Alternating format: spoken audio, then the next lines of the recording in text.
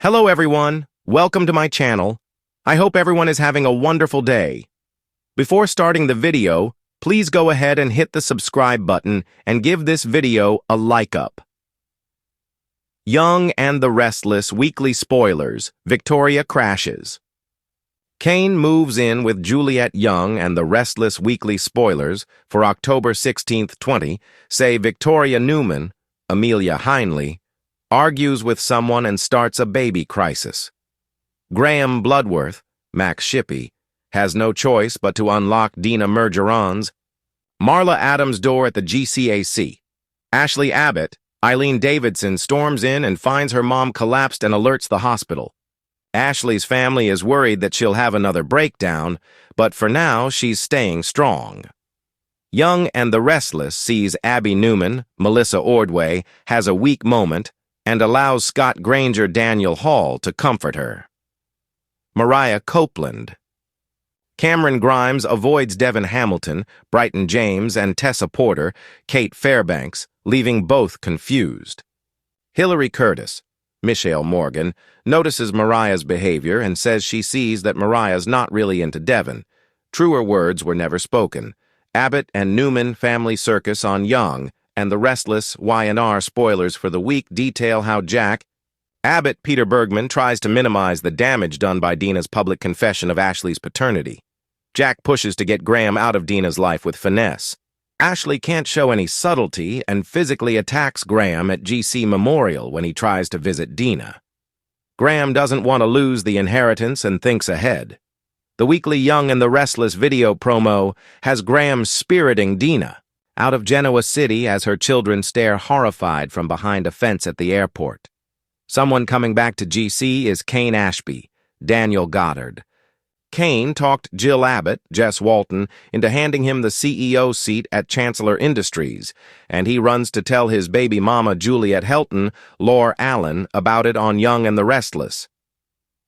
On Young and the Restless, Victoria Newman argues with Juliet, who then has baby pains. Kane invites Juliet to move into the family mansion with him. Juliet can't wait to pack her bags, hoping for more from her relationship with Kane. Victor Newman, Eric Braden, wants Nikki Newman, Melody Thomas Scott, back at the ranch and makes her an offer. Other Y&R spoilers for next week. More Young and the Restless spoilers say Nick Newman's Joshua Morrow pledged to donate his trust fund to charity bothers his family. Noah Newman, Robert Adamson, wants to know what his dad is thinking, and so does Sharon Newman, Sharon Case. Nick decides that part of his donation should be to help orphans as an olive branch to his dad. Phyllis Abbott, Gina Tognoni, pushes Billy Abbott, Jason Thompson to come clean.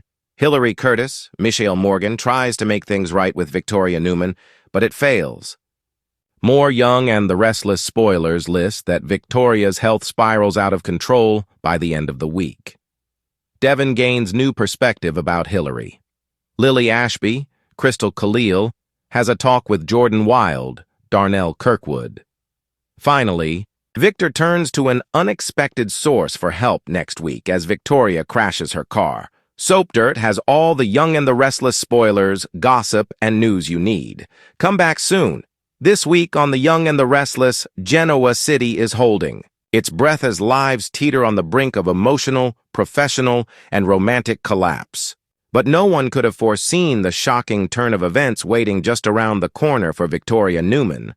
And just when you thought Kane Ashby had settled into a rhythm, he makes a jaw-dropping move that is bound to stir memories, regrets, and a firestorm of emotions. Before it all goes to pieces, we open the week with an uneasy stillness. Victoria, in her latest boardroom power play, is feeling the heat. Her attention has been scattered, the stress is mounting, and whispers of self-doubt begin to echo in her ears. Behind the scenes, Newman Enterprises is under pressure from both Dumas International and Jabot. The stakes couldn't be higher. Meanwhile, Kane finds himself stepping deeper into Juliet's world. The woman who once tore his marriage apart now becomes his unexpected comfort. But is this sudden closeness a sign of redemption or just another slow-moving detonation? Part 2. Victoria's Breaking Point. Victoria's storyline this week is a masterclass in descent. We see the former powerhouse unravel slowly but surely. Already rattled by recent boardroom betrayals and the ever-present shadow of Victor's judgment, she doubles down on her instincts, working long hours and making impulsive decisions. As the week progresses, viewers are treated to a visceral portrayal of burnout. Amelia Hindley brings out the brittle fragility in Victoria's strength. A botched acquisition meeting and a tense confrontation with Adam leave her flustered and shaken. But it's her private moments that are most telling. A trembling hand, an unfocused stare, an empty apartment echoing with the ghost of past lovers and corporate victories, and then it happens. In a shocking Friday cliffhanger, Victoria gets behind the wheel after an emotionally charged meeting with Nikki and Victor. A heated discussion about legacy, leadership, and her so-called failings sends her spiraling. She drives fast, too fast, and loses control. The screen fades to black with the sound of screeching tires and shattering glass. Part 3. Kane and Juliet's unexpected union. While Victoria's world crashes, literally, Kane is creating chaos of a different sort. After a few innocent run-ins with Juliet at Crimson Lights and the GCAC, it becomes clear that there's more brewing beneath the surface. The writing team masterfully drips clues throughout the week. Kane casually dropping Juliet's name in conversation with Devon, Juliet showing up at Chancellor Park with an extra cup of coffee for Kane, an oddly intimate moment when Kane picks up Juliet's son from daycare. The pieces come together midweek when Lily catches a glimpse of Kane and Juliet through the window of their old home. Her home. The fallout is immediate. Lily, struggling with her own insecurities and guilt over how things ended, confronts Kane in an emotionally fraught scene. But Kane's response is not one of apology or even justification. He doubles down. In a bombshell move, he tells Juliet she and her son should move in with him permanently. It's as if he's rewriting history on his own terms. Fans are divided. Is this a redemption arc, or is Kane simply replacing one fantasy with another? Part 4. Family Fallout and Fractures. The ripple effects of both major storylines reach far and wide. Victor blames Nikki for coddling Victoria, while Adam uses the accident to push for a larger stake in the company. Nick, ever the protective brother, threatens legal action if Victor doesn't step down as CEO until Victoria recovers. The Newman family is a war zone.